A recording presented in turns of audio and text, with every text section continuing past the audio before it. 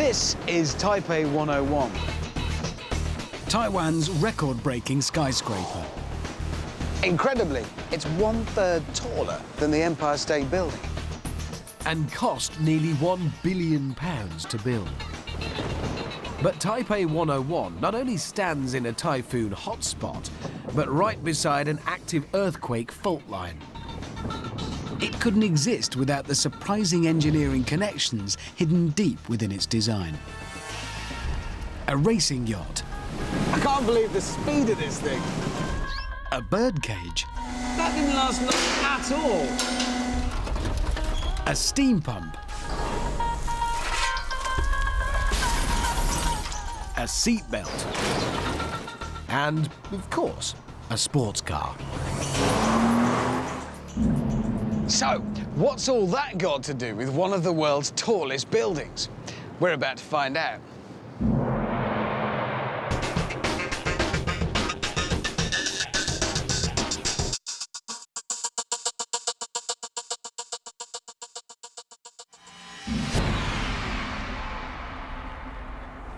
I'm on a journey to explore the inspirations behind Taiwan's extraordinary skyscraper.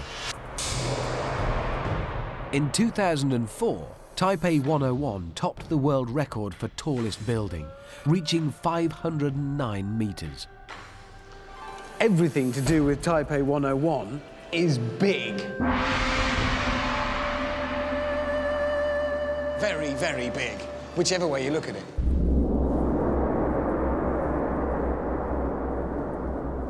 But what made modern skyscrapers like Taipei 101 possible? Bizarrely, inspiration is thought to have come from a birdcage. Less than 5 generations ago, skyscrapers like these weren't possible. Engineers feared really tall wood and masonry structures would collapse under their own weight. So the question is, who thought of making buildings with metal frames, and why? Rewind to Chicago, 1871. The city is on fire. The inferno rages for 36 hours, killing over 300 people and destroying 17,500 buildings. The ruins reveal the cause. 3 months of drought turn the timber buildings into tinderboxes. As a result, the city bans wood construction. But Chicago continues to grow fast. And with land at a premium, architects search for new ways to build tall. The result, an engineering epiphany for architect William LeBaron Jenney. The story goes that his wife had been reading a book, and she put it on top of the birdcage while she greeted him. When William LeBaron Jenney walked in, he saw the heavy book resting on top of the birdcage, and he had one of those life-changing moments. He had the idea that buildings could be built around metal cages. Today, it may seem like any bird brain could come up with the idea of building with metal frames, but Jenney's innovation was inspired. He realized that if he bolted horizontal beams to the upright columns and transferred the dead weight of the walls to a metal framework, he'd create not only a lighter structure, but one strong enough to support multiple stories, one on top of another. I want to see for myself the kind of forces that a cage braced with beams can withstand.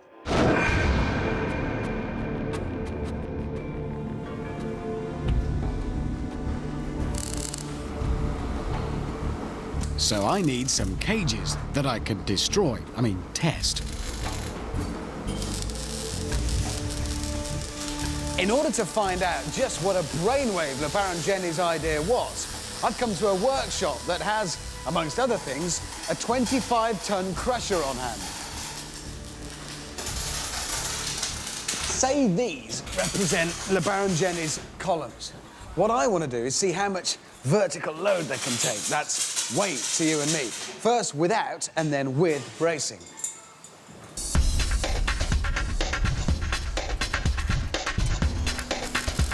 Structural engineer Brenda Marsh has set up an experiment to find out how much downforce it'll take to crush my metal towers.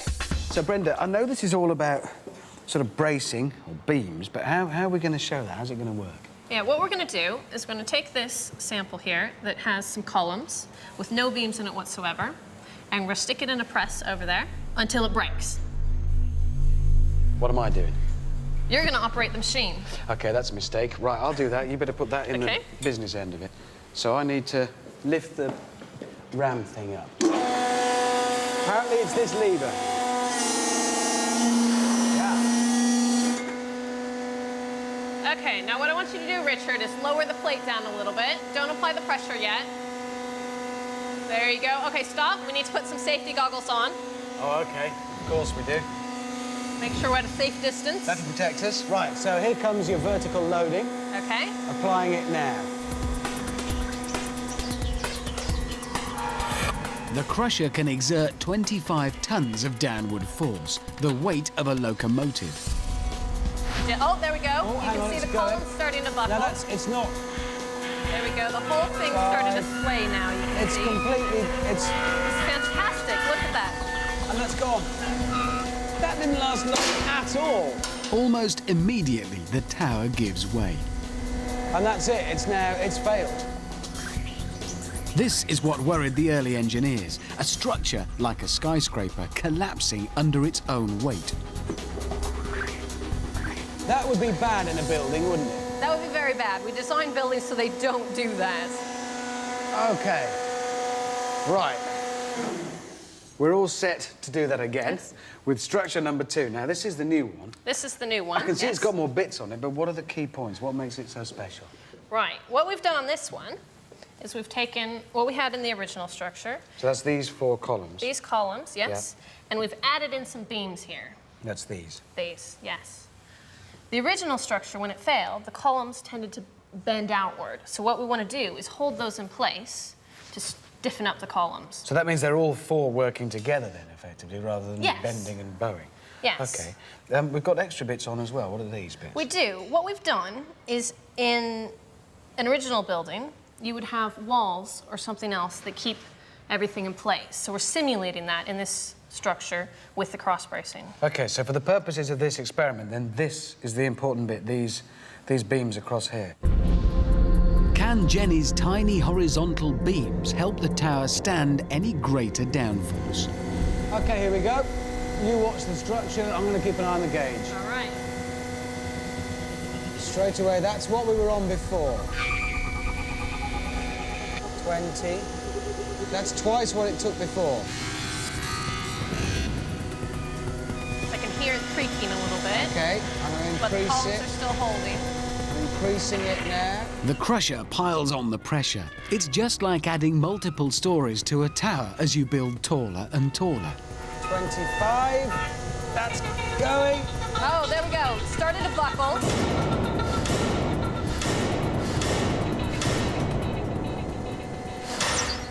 I've broken your clever one. But it did a lot better. I mean, it was 2.5 times stronger. And that's exactly what I wanted to show, is that you brace off the columns and it can take a whole lot more loads. Can I say something, though? Because, I mean, instinct tells me now, tie it together, it'll work. Why? Well, it's obvious now because we've seen it. It happens all the time. But before anyone ever thought of it, it's not the obvious solution. Using his inspired idea, LeBaron Jenny builds the first modern skyscraper. The Chicago Home Insurance Building, completed in 1885, supports its entire 10 stories on a metal frame. So, thanks to a birdcage and some smart thinking, the great-great-grandfather of this monster tower was born.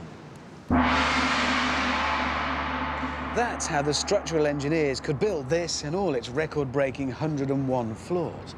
But it's more remarkable than just scale. This giant stands right beside an earthquake fault line and in one of the world's most active typhoon zones. Not an ideal spot for a megatower. Around once every decade, an earthquake hits this city of over 2.5 million people.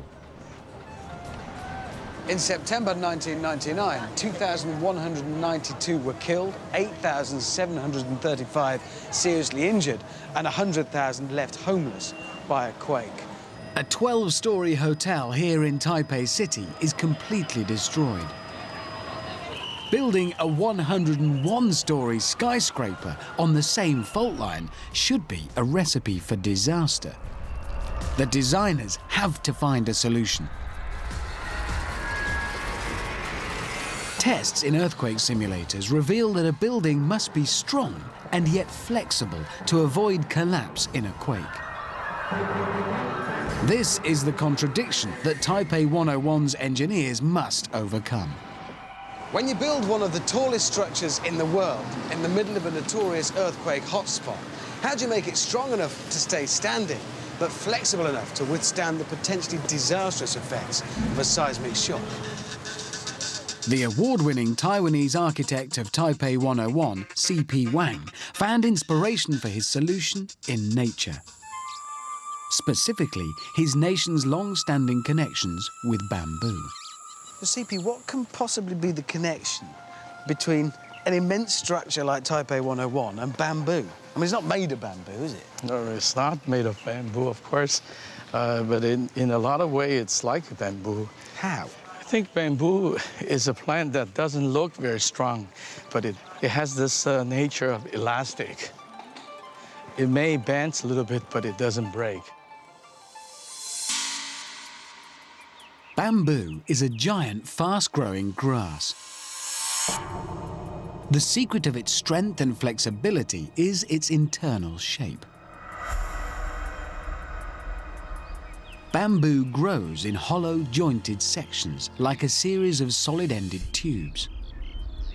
These are separated by partitions that help reinforce the stem. Inspired by nature's solution, Wang designs giant steel trusses to connect across the columns at every 8th floor on Taipei 101. This bamboo-inspired design must meet strict seismic targets. The owners required Taipei 101 to withstand the most powerful earthquake expected to hit the city within a 2,500-year cycle. But nature tests C.P. Wang's design even before it's complete. In 2002, an earthquake strikes. Shockwaves tear across the island. Taipei 101 shakes violently. Anything not firmly attached crashes to the streets below.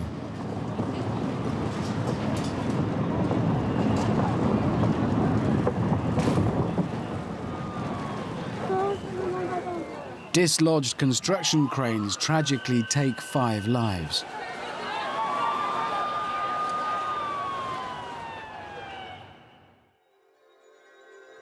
But Taipei 101 stands firm and construction resumes. 2 years later, the completed megatower is crowned the world's tallest building. Recognizing bamboo's internal strength and flexibility, C.P. Wang also designs the exterior of his tower to look like a stem. Well, bamboo is a very important plant in our culture.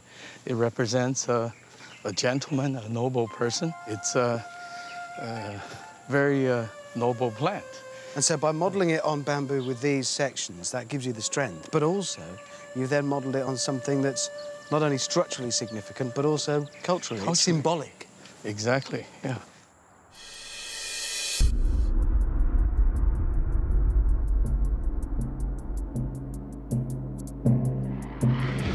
You can see how bamboo was an inspiration for the builders of Taipei 101.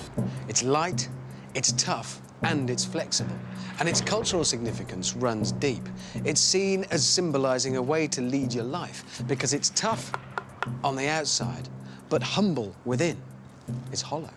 The tower's certainly proven itself tough. It survived a 5.0 earthquake while it was still being built. Humble? I'll leave you to decide.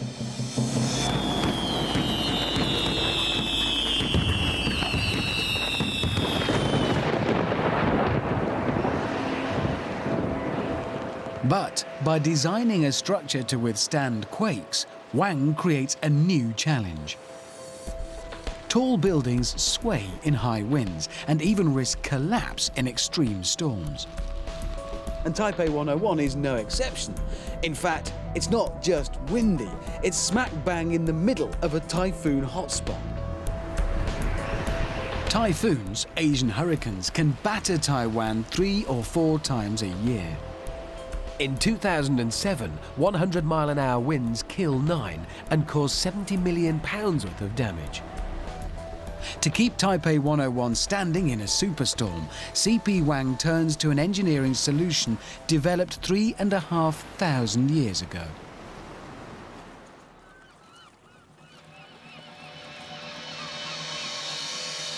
To discover this ancient engineering secret, I'm meeting Ken Mashke from the company that helped design Taipei 101. Ken wants me to try sailing, but not in an ordinary sailboat. Ken? Hey, Richard. Hi, how you Come doing? on board. It's narrow, light, and has no keel sticking down into the water for stability. So how can it stay upright against the wind? This extra hull, one of 2, is the engineering connection this craft shares with Taipei 101, and why Ken's got me on a sailboat. Now it's got me working. These clever devices are called outriggers. There it goes. They keep a sailboat stable in high winds. Look at that. Before we hoist sail, Ken explains the basic principle of the outriggers. If you stand with your feet together and I shove on you, you're likely to fall over. If you spread your legs, it's going to be a lot tougher. Now, the same thing, in essence, is what we've done here. We spread out the distance between which the force acts. The idea of outriggers goes back 3,500 years to the Polynesians. Using them meant the early mariners could paddle or sail fast and stay stable. I just hope these outriggers work as well for me today. Looks a bit cold in there. With sails up and stabilizers out, it's time to see if we can push Ken's theory to the limit.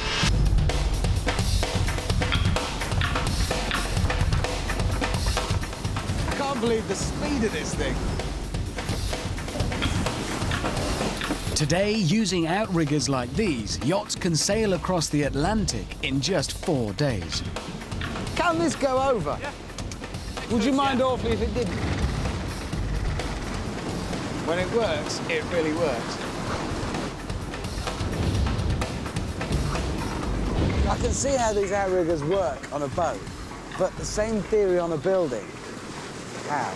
The outriggers are part of the wind-resisting system, which includes a central core that's very stiff, but not stiff enough by itself. So we add these outrigger trusses to transfer force out to the exterior columns, like the pontoon that you're standing on right now. We can take the outrigger idea and apply it all the way up the building. So actually in Taipei 101, we have outriggers every 8 floors. On every 8th floor, the outrigger columns connect to the horizontal trusses, the ones inspired by bamboo. So, when typhoons strike, Taipei 101 is braced to withstand the tipping force of the hurricane winds, thanks to an idea developed by the ancient mariners. And here is an outrigger doing its job up here on the 86th floor of Taipei 101. It's helping the building resist the forces of the wind whilst freeing up plenty of rentable floor space around the central core. So you're looking at money in the bank.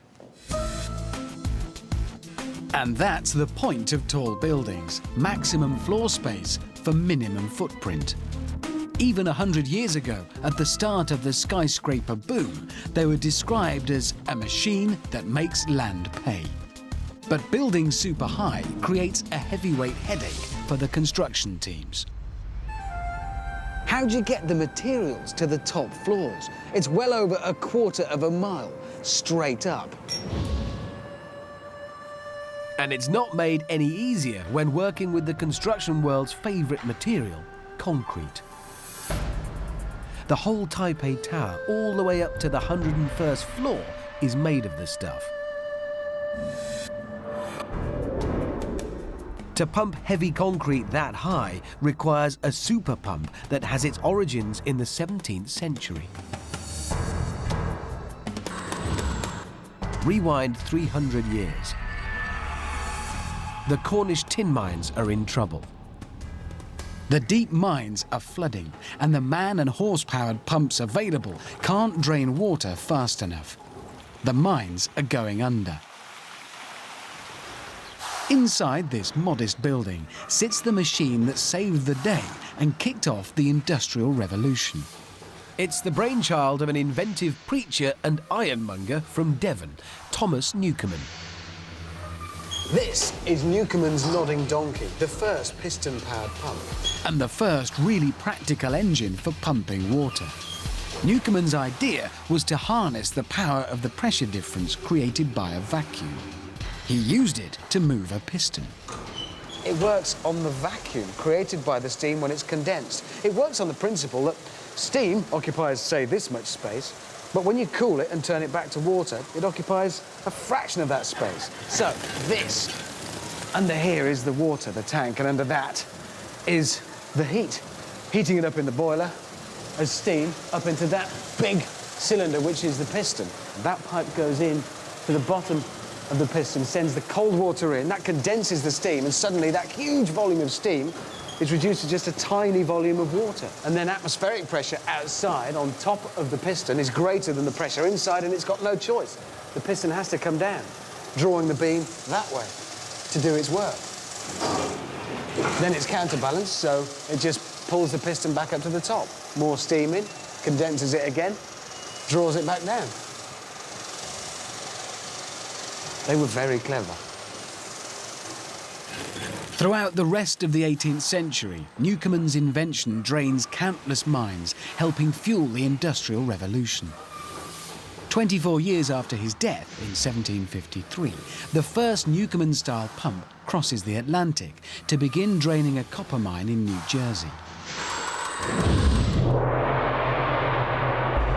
Fast forward 2.5 centuries to the offspring of Newcomen's engine. These powerful piston pumps use a vacuum and mega pressures to deliver concrete skyward and into the record books. In August 2003, a world record was broken, just up there. It was the highest anyone had ever pumped concrete on a building. It had to be raised 101 floors from down there. A pipe filled with concrete this high weighs well over 13 tons, and pumping it takes technology Newcomen could only dream about. Pumping concrete is big business, and as buildings get higher, the technology to power it to the top gets more sophisticated. This is the business end of a pipe network that extended over 440 meters that way. A chain of interconnected pipes stretch to reach the high floors. On Taipei 101, the pump sits near the base of the building, while the rooftop stands 4.5 football pitches above. The concrete is kept flowing by a super pump.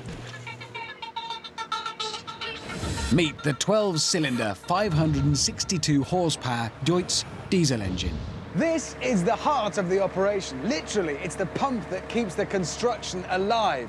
The moving parts in here made it possible to pump the concrete even to the highest floors.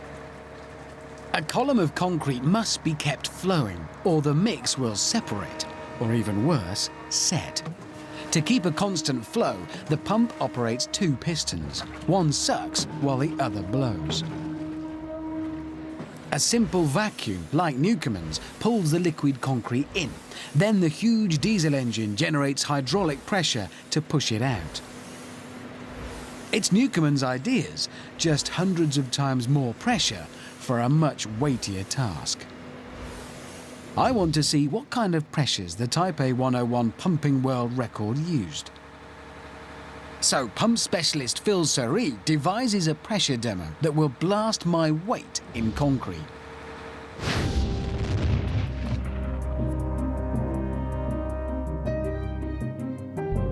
It's difficult to get your head around the kind of power and pressure that modern pumps can generate using those old techniques. So rather than just talk numbers about it all, we've come up with a rather clever way of demonstrating very graphically what that power can do. We're going to use pressure to move some concrete, but we're going to do it in a rather different way. Using a concrete missile as heavy as me, Phil and his team are going to demonstrate what 100 bar of pressure can do. 1 bar, named after the Greek word for weight, is about 1 kilogram per square centimetre, or roughly the atmospheric pressure all around us. I pumped my car tyres to 3 times that, 3 bar, and that seems like a lot. Is that the firing cable? Huh? That's the cable to fire it. That's a trigger. Right. That's what I said. You trip over it. Well, sorry. I'm sorry. But this will give me an idea of what? Of what 100 bar of force is capable of doing. Taipei Tower, the pump that we used there was capable of 200 bar pumping pressure. This is only capable of 100 bar. So your pumps Roughly half, twice. yeah, Your right. pumps can generate twice the pressure this. Exactly. Thing. Yep. And you're just telling me that because you're proud of your pump. That's what that is. Yes, I am. Yes, you Yes, are. I am. This is a first for me, obviously. I've never seen a chunk of concrete my weight fired from a cannon. Phil is keen to see how far his concrete missile will go. The safety team are keen to make sure no one is on the receiving end.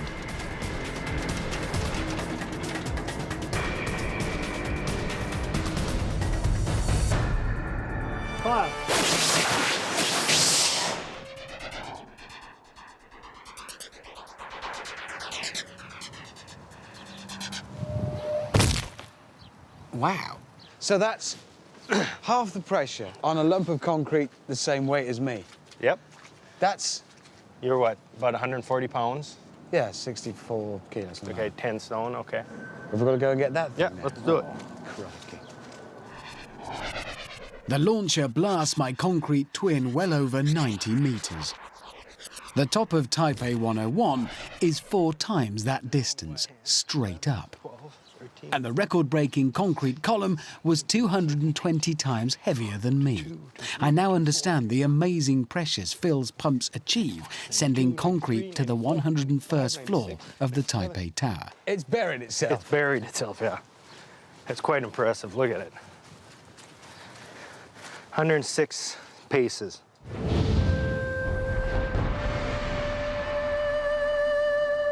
The mechanical pump has come a long way from Newcomen's wheezing steam engine. That's how they got concrete to the top. But how do you transport people to such heights safely and quickly? Which brings me to elevators. And who'd have thought it? Sports cars. Whatever type of transport you're using, including elevators, there's a problem with going faster. You've got to be able to stop faster too. Higher speeds mean more braking loads. More loads mean more heat. So how do you provide a braking system that can work without overheating and risking a fire? In total, 67 elevators are needed. To move the 10,000 people who can use Taipei 101. 34 are even double-deckers. But for tourists wanting a flying visit to the sky-high viewing gallery, These regular elevators aren't fast enough. the challenge is whisking a visitor like me directly to the 89th floor, super quick, but super safe. This is the answer. The world's most technologically advanced elevator. Well, obviously this is a model. The real thing's bigger, so you can get in it. Digitally controlled, it has a pressurized aerodynamic capsule with shake reduction and even earthquake sensing. The designers say it also goes really fast. I want to know how fast. This elevator, one of a pair, has been officially certified by the Guinness Book of World Records as the fastest elevator in the world. And they've given it to me to play with. So, they reckon it can do the next 84 floors in 37 seconds. Ellie, when you're ready, if you would, thank you. In your own time, go. As soon as we start moving, I'll start the clock. Go. I think we've started moving. There's no noise. There's a fan. Apparently the whole lift is pressurised like an aircraft to help stop your ears from popping. Talking of aircraft, this actually accelerates vertically more rapidly than a commercial passenger airliner taking off. And my ears are now popping. Right, we're 20 seconds in, 25. There's no sense that we're going faster than the city speed limit. We're breaking the speed limit. If we did this horizontally through the streets, we'd be in trouble. There's no noise. And that's it. And that was under 37 seconds, and this is the top. The high-speed elevator launched me at 40 miles an hour, almost a third of a mile into the sky. It's a long way up and a frighteningly long way down. If the elevator cables give way, it's an 84-floor drop with only the emergency brakes between you and the basement. In extreme events like this, metal brakes overheat and can fail. To halt Taipei 101's super elevators, the engineers needed a material that performs consistently, even when things get seriously hot. It's an engineering line of thought that owes a lot to the automotive industry. This is a high-performance Porsche Boxster S and my next connection. Porsche was one of the first car companies to experiment with alternatives to metal brake discs. The material that performed consistently at extreme temperatures was ceramic. Their tests report the ceramic disc brakes don't get as hot as metal and can even grip better the hotter they get. I want to check out the difference in performance between metal and ceramic brake discs for myself. So I'm meeting Craig Dawson, a motorsport engineering expert. So, Craig, what are you doing? Well, basically, I'm trying to get a benchmark for both the disc temperatures at the moment on the two cars. These two cars are completely identical in every way, apart from the brakes. That's correct. The yellow car has a traditional cast iron disc, like every modern-day road car. The red car has what is known as a ceramic disc. The ceramic compound that makes up these brake discs is usually silicon carbide or silicon nitride. It's baked at extremely high temperatures to form a heat-resistant material. Why is heat such an issue in brake discs? Well, with a cast iron disc, it can get to the point where it gets too hot. It begins to not work as well. The friction that it actually produces goes down. So the pads can't grip as well on the disc and it doesn't work That's as well once there's absolutely too right. much heat. And there's double trouble when metal brakes overheat. Not only do they stop gripping as well, but if they fail to dissipate the heat, they can set fire to what's around them, as this very extreme example from the world of motor racing shows. We have flames! Not good for emergency brakes in an out-of-control elevator.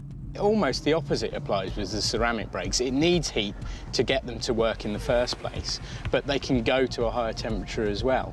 So how are we, with just these two cars and that, going to show all of that? Well, basically, you're going to perform a series of repeated stops, which are going to build the brake temperature up. Here I go. 5 laps. The first test, drive very fast, then hard on the brakes 20 times over 5 laps. Reckon I can manage that. The idea is to build up the brake temperature so I can feel if their performance changes as the heat increases. To gauge the temperature, we're using a camera that turns heat into visible light. The reds are hotter than the blue colours. White means it's getting serious.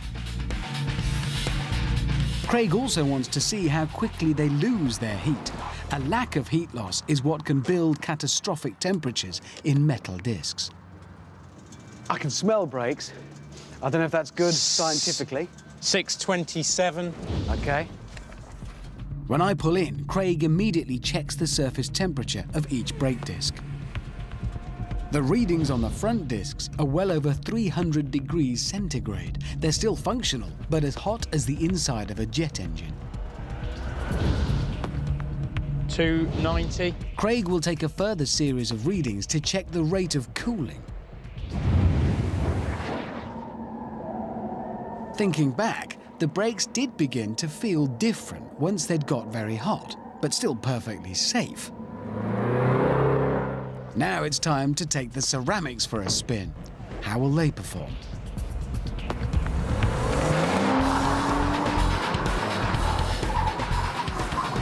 To begin with, everything seemed the same. The ceramics get white hot on the heat camera with my multiple braking. But then I notice a difference. The brakes feel really sharp each time I use them, even as they heat up. Every brake is as good as the first.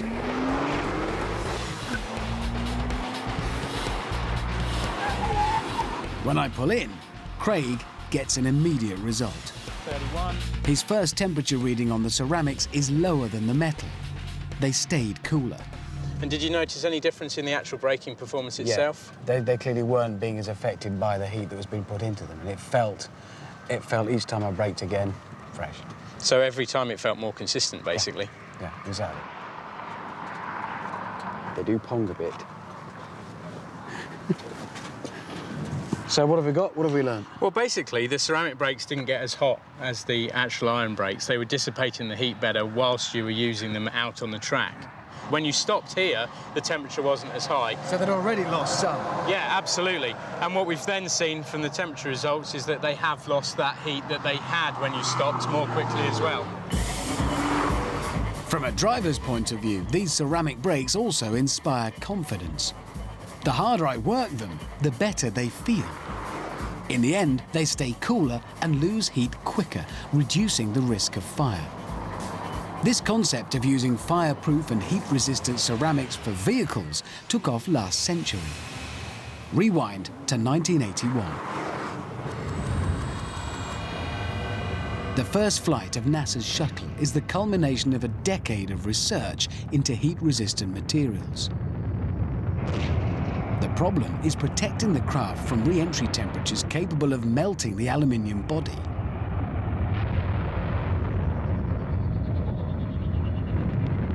Using a compound based on sand, aerospace engineers Lockheed Martin develop a new silica ceramic insulation. This forms the basis of the shuttle's heat tiles. A ceramic tile can heat to over 648 degrees centigrade on one side and stay cool enough to touch on the other. In really extreme situations, the tiles can withstand temperatures of over 1600 degrees centigrade. That's hot enough to melt rock. Heat-resistant ceramics are now well and truly proven, with their origins in rocket science and a track record in performance car brakes. On Taipei 101, they are the engineer's choice for brakes to halt a runaway high-speed elevator. This is mission control for Taipei 101, where they monitor everything and everyone. One full section just monitors all the elevators, including the state-of-the-art ceramic emergency brakes. Should the cables snap on the high-speed elevator, the emergency brakes will activate. 2 silicon nitride ceramic pads will grip a steel safety runner. The pads will withstand almost 1,000 degrees Celsius. That's as hot as molten lava. The elevator brakes will halt 22 tons speeding at 48 miles an hour within 40 meters, less than half a football pitch. Thanks to ceramics.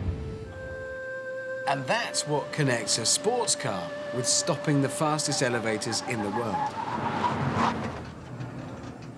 But for me, the most surprising thing about Taipei 101 connects your car's seatbelts with stopping diners up on the 85th floor spilling their soup when the high winds hit.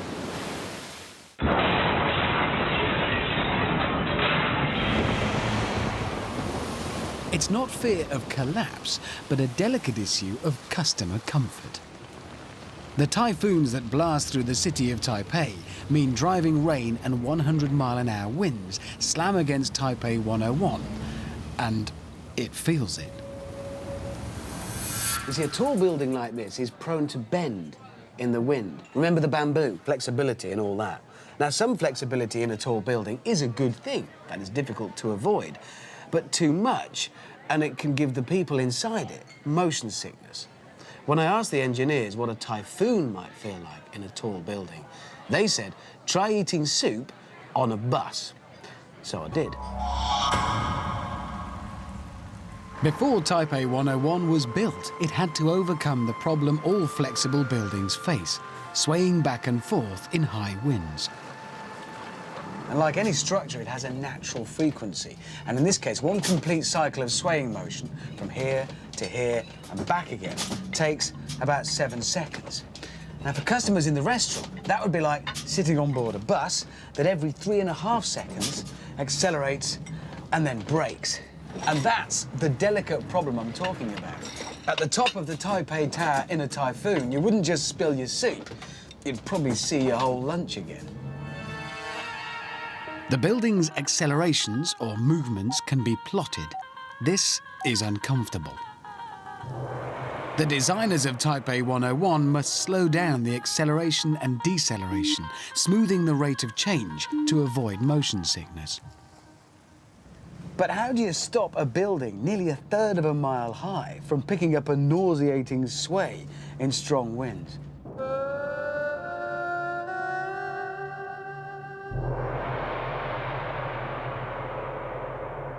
This is how. The world's largest and heaviest damper, suspended between the 92nd and 87th floors on 16 huge steel cables. Heavier than 3 jumbo jets, the giant ball will swing like a pendulum. The swinging counteracts the building's sway. It uses a property that all objects have. It's called inertia. If something is stationary, it wants to stay still. If it's moving, it wants to carry on. The desire of an object to keep doing what it's doing is inertia at work. Back in the 1950s, a researcher at American University Cornell encountered the destructive side of inertia. His name was Hugh de Haven. After surviving a serious air crash, de Haven was motivated to study collisions. As surprising as it may sound today, back then, the common belief was that you were better off being thrown free in a car crash. De Haven realized the damage was done as passengers fly loose and impact their surroundings, and that inertia was the culprit. But restraining them would protect them. In 1951, Hugh de Haven files a patent for the 3-point seatbelt, and car passenger safety leaps forwards. 2 decades later, the inertia reel safety belt is introduced, initially by Volvo and Ford. It leaves you free to move around, only locking under sudden movements. It uses the very same property of inertia that Hugh de Haven realized caused injury. Inside an inertia seatbelt sits a heavy steel ball. When a car is in a collision, the inertia of the ball means it will move independently. The moving ball hits an arm that pushes up and triggers a process that locks the belt. Inertia is also harnessed in the giant 600-ton steel ball suspended at the top of Taipei 101. When the building sways, it swings like a giant pendulum. It then pushes against oil-filled shock absorbers or dampers that dissipate the sway.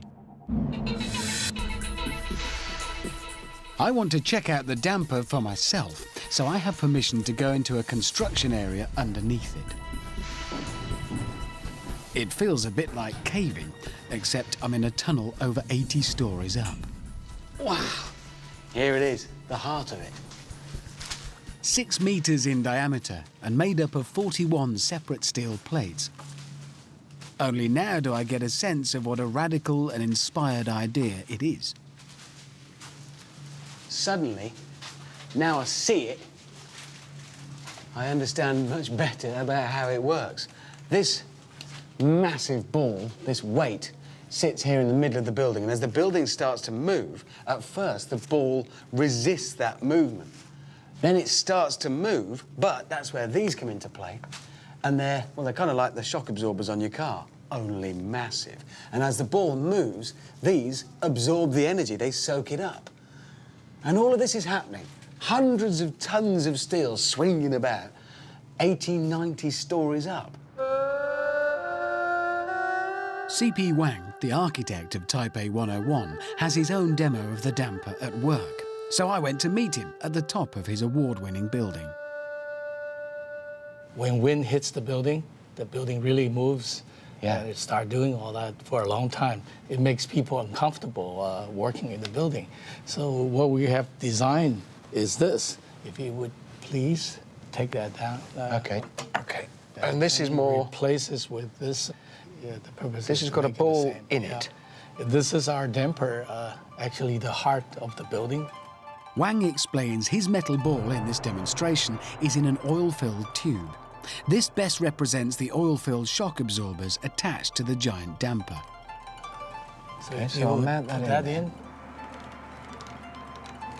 So this is now with your Yeah. damper in. Now the wind is blowing again, and Wow. So it doesn't stop it moving, but once it started moving, it takes the violence out of the movement. It doesn't accelerate or slow down as quickly. It's a more gentle feeling. I suppose what it's doing is giving you a better ride up here, isn't it? buildings are for people to use. So if we cannot make the people comfortable, we don't have a good building. On the 3rd of October 2005, Typhoon Long Wang blasts hurricane-force winds across Taiwan and presents the damper system with its first serious test. This film shows the ball in action as the 70-mile-an-hour winds blow that day.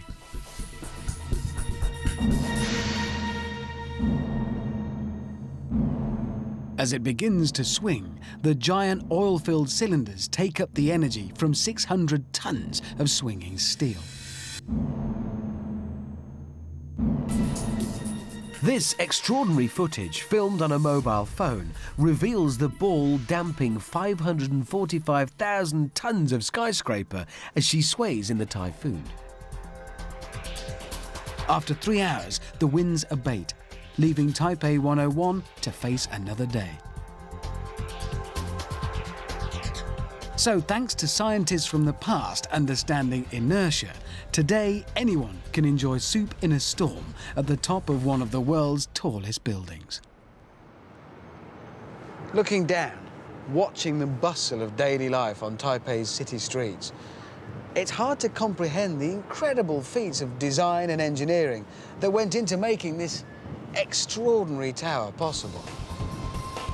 Taipei 101 reaches skyward thanks to a birdcage.